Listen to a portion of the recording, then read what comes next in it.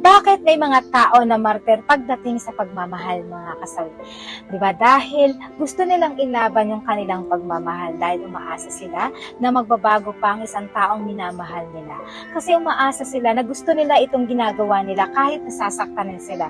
Alam mo yung pakiramdam na, ay eto, kaya ko pang ipaglaban hanggat kaya ko kasi ayaw kong maging plastic sa sarili ko. Ayaw kong magmatigas kasi ako din naman yung nahihirapan kapag ka eto ay nagmamatigas ako sa sarili ko. Kaya kumbaga, nagpapakatotoo lang ang isang tao kahit na ito ay nasasaktan, patuloy pa rin niyang tinatanggap at pinaglalaban ng taong mahal niya para kapag kasumuko na siya ay wala na siyang pagsisihan pa sa bandang huli, mga kasawi. Dahil binigay niya ang best niya sa isang tao na alam niyang kahit nasasaktan na siya na sobra, kahit paulit-ulit siyang niloloko, okay lang sa kanya kasi para sa kanya ay sobra niya itong mahal at ginusto niya